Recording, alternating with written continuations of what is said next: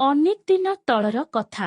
ଗୋଟିଏ ଗାଁରେ ଦୟାରାମ ନାମକ ଗୋଟିଏ ପିଲା ରହୁଥିଲା। ସ୍ୱଭାବରେ ସେ ବହୁତ ଅଳସୁଆ ଥିଲା ଏବଂ କୌଣସି କାମ କରିବା ପାଇଁ ସେ ଇଚ୍ଛା ପ୍ରକାଶ କରୁନଥିଲା। ସେ ତାର ସବୁ କାର୍ଯ୍ୟ ବହୁତ ବିଳମ୍ବରେ କରେ। ପାଠପଢ଼ାରେ ମଧ୍ୟ ସେ ତାର ସାଙ୍ଗମାନଙ୍କଠାରୁ ବହୁତ ପଛରେ ରହୁଥିଲା। ତାର ଏହି ଅଳସୁଆ ସ୍ୱଭାବ ଲାଗି ସେ କୌଣସି କ୍ଷେତ୍ରରେ ବି ସଫଳ ହୋଇପାରୁ ନଥିଲା। ନିଜର ମୂଲ୍ୟବାନ ସମୟକୁ ଏମିତି ନଷ୍ଟ ନ କରିବା ପାଇଁ ତାର ଘରଲୋକ ଏବଂ ତାର ଗୁରୁଜନମାନେ ସବୁବେଳେ ଦୟାରାମକୁ ବୁଝାଉଥିଲେ, କିନ୍ତୁ ସେ କାହା କଥା ଶୁଣୁନଥିଲା। ତାକୁ ତାର ଭବିଷ୍ୟତ ବିଷୟରେ କୌଣସି ଚିନ୍ତା ନଥିଲା। ସେ ତାର ସବୁ ସମୟ ଫାଲତୁରେ ଅପଚୟ କରୁଥିଲା। ଦିନେ ତାର ଘରକୁ ଜଣେ ସାଧୁ ବ୍ୟକ୍ତି ଆସିଲେ। ଦୟାରାମ ଭାବିଲା, ଏଇ ସାଧୁ ବ୍ୟକ୍ତି ଜଣକ ଏତେ ବଡ଼ ଜ୍ଞାନୀ ଅଟନ୍ତି। ତାଙ୍କୁ ଯଦି ମୁଁ ମୋର ଅସୁବିଧା କଥା ଜଣାଇବି, ସେ ନିଶ୍ଚୟ କିଛି ଉପାୟ ମୋତେ ବଟାଇବେ। ଦୟାରାମ ତାଙ୍କ ପାଖକୁ ଯାଇ କହିଲା, ହେ ମହାତ୍ମା, ଦୟାକରି ଆପଣ ମୋତେ ଆପଣଙ୍କ ପରି ଜ୍ଞାନୀ କରାଇ ଦିଅନ୍ତୁ। ମୁଁ ପାଠପଢ଼ାରେ ମୋ ସାଙ୍ଗମାନଙ୍କଠାରୁ ବହୁତ ପଛରେ ରହୁଛି ଏବଂ ସବୁ କ୍ଷେତ୍ରରେ ମୁଁ ବିଫଳ ହୋଇଯାଉଛି, ଯାହାଦ୍ୱାରା ସମସ୍ତେ ମୋତେ ଉପହାସ କରୁଛନ୍ତି। ମୁଁ ସମସ୍ତଙ୍କଠାରୁ ଆଗକୁ ଯିବାକୁ ଚାହୁଁଛି ଏବଂ ସମସ୍ତଙ୍କଠାରୁ ଭଲ ହେବାକୁ ଚାହୁଁଛି। ତାର କଥା ଶୁଣି ସାଧୁ ବ୍ୟକ୍ତି ଜଣକ କହିଲେ, ଦୟାରାମ, ମୁଁ ତୋତେ ଗୋଟିଏ ମନ୍ତ୍ର କହିବି। ତୁ ସେହି ମନ୍ତ୍ରକୁ ମୋତେ ଯଦି 5 ଘଣ୍ଟା ମଧ୍ୟରେ ମନେ ରଖି ମୋ ଆଗରେ ନିର୍ଭୁଲ ଭାବରେ କହିଦେବୁ, ତେବେ ତୋତେ ମୁଁ ଆଉ ଗୋଟିଏ ମନ୍ତ୍ର ଦେବି, ଯାହାକି ତୋତେ ସବୁ କ୍ଷେତ୍ରରେ ଓ ସବୁ କାର୍ଯ୍ୟରେ ସଫଳ କରାଇଦେବ ଏବଂ ତୋ ଜୀବନର ଗତିପଥ ସମ୍ପୂର୍ଣ୍ଣ ବଦଳାଇ ଦେବ। ତାପରେ ସାଧୁ ଦୟାରାମକୁ ଗୋଟିଏ ମନ୍ତ୍ର ଦେଲେ ଏବଂ ନିର୍ଦ୍ଧାରିତ ସମୟରେ ଆସି ମନ୍ତ୍ର କହିବାକୁ ଦୟାରାମକୁ କହିଲେ। ତାକୁ ଏବେ ସମସ୍ତଙ୍କଠାରୁ ବହୁତ ଆଗକୁ ଯିବାର ବାଟ ମିଳିଯାଇଛି ବୋଲି ଭାବି ଦୟାରାମ ମନେ ମନେ ଖୁସି ହୋଇଗଲା। ମନ୍ତ୍ରଟିକୁ ଦେଖି ଦୟାରାମ ହସିଲା ଓ କହିଲା, ଏହା ତ ଅତି ସହଜ ମନ୍ତ୍ର, ମୁଁ ଏହାକୁ 10 ମିନିଟ୍ ଭିତରେ ମନେ ରଖିଦେବି। ଏତିକି କହି ସେ ମନ୍ତ୍ରଟିକୁ ନେଇ ନିଜ କକ୍ଷକୁ ଗଲା ଓ ପଢ଼ିବାକୁ ଲାଗିଲା।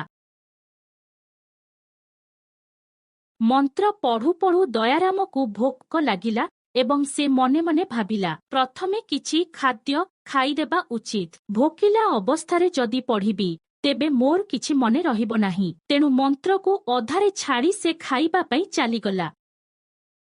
ଖାଇସାରି ଆସି ପୁଣି ମନ୍ତ୍ର ପଢ଼ିବାକୁ ଆରମ୍ଭ କଲା। ଖାଇସାରି ଆସିଥିବାରୁ ଦୟାରାମର ମନ୍ତ୍ରରେ ମନ ଲାଗିଲା ନାହିଁ।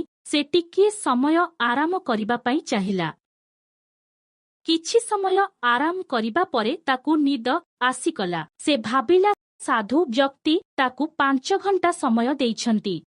ମନ୍ତ୍ର ଅତି ସହଜ ଏବଂ ତାକୁ ପଢ଼ି ମନେ ରଖିବା ପାଇଁ ତା ପାଖରେ ଏବେ ବହୁତ ସମୟ ରହିଛି। ତେଣୁ ସେ କିଛି ସମୟ ଶୋଇ ଉଠିଲା ପରେ ପଢ଼ିବ ବୋଲି ଭାବି ମନ୍ତ୍ର ପଢ଼ିବା ବନ୍ଦ କରି ନିଦରେ ଶୋଇଗଲା। ଏମିତି କିଛି ସମୟ ଶୋଇବା ପରେ ଦୟାରାମ ଗାଢ଼ ନିଦକୁ ଚାଲିଗଲା ଏବଂ ତାକୁ ସମୟ ଜଣାପଡ଼ିଲା ନାହିଁ। ଦୟାରାମର ନିଦ ଭାଙ୍ଗିବା ବେଳକୁ ଦେଖିଲା, ସାଧୁ ଦେଇଥିବା ସମୟ ବିତିଯାଇଛି। ସେ ଯଥାଶୀଘ୍ର ସେହି ସାଧୁଙ୍କ ପାଖକୁ ଗଲା। ସାଧୁ ତାକୁ ମନ୍ତ୍ର କଥା ପଚାରିବାରୁ ସେ ସେହି ମନ୍ତ୍ରକୁ ମନେ ରଖିପାରିଲା ନାହିଁ ବୋଲି କହିଲା।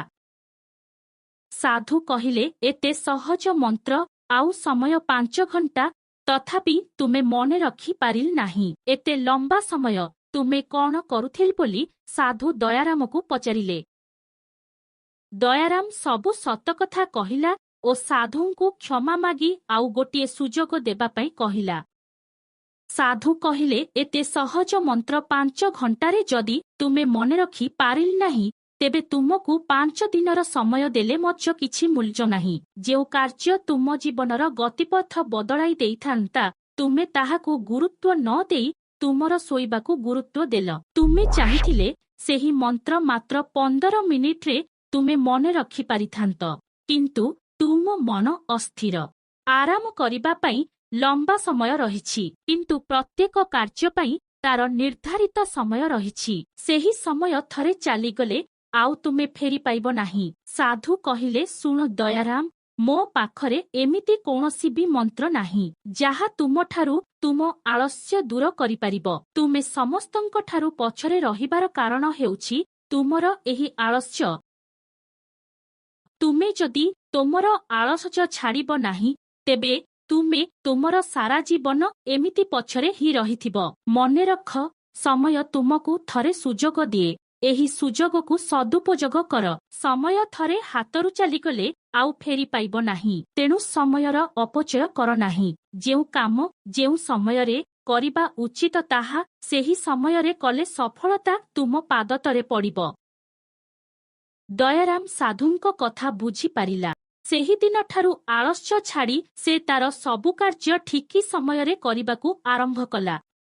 ବନ୍ଧୁଗଣ, ଶୈଶବରେ ଯେଉଁ କାର୍ଯ୍ୟ କରିବା କଥା ତାହା ଯଦି ଆମେ କୈଶୋରରେ କରିବା ତେବେ ତାର କୌଣସି ମୂଲ୍ୟ ରହିବ ନାହିଁ। ଯେମିତିକି ଅକ୍ଷର ଶିକ୍ଷା ପିଲାର ଶୈଶବରେ ହିଁ କରାଯାଏ। ଯେଉଁ ସମୟରେ ବିଦ୍ୟାଳୟରେ ବଡ଼ ବଡ଼ ବିଷୟବସ୍ତୁ ପଢ଼ାଯାଉଥିବ, ସେହି ସମୟରେ ଆମେ ଅକ୍ଷର ଶିଖିଲେ ଜୀବନରେ ଅସଫଳ ହେବା ତ ସୁନିଶ୍ଚିତ।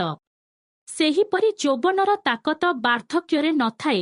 ତେଣୁ ପରେ କରିବି ଭାବି ବର୍ତ୍ତମାନର ସମୟକୁ ନଷ୍ଟ କଲେ ବାର୍ଦ୍ଧକ୍ୟରେ କାନ୍ଦିବା ନିରାଟ ସତ୍ୟ। ମୂଲ୍ୟବାନ ସମୟର ଅପଚୟ କରନ୍ତୁ ନାହିଁ। ଭିଡିଓଟି ଭଲ ଲାଗିଥିଲେ ନିଜର ବନ୍ଧୁ ପରିଜନମାନଙ୍କୁ ସେୟାର ନିଶ୍ଚୟ କରିବେ। ଏହିପରି ଭିଡିଓ ଦେଖିବା ପାଇଁ ଆମ ଚ୍ୟାନେଲକୁ ସବସ୍କ୍ରାଇବ ନିଶ୍ଚୟ କରିବେ।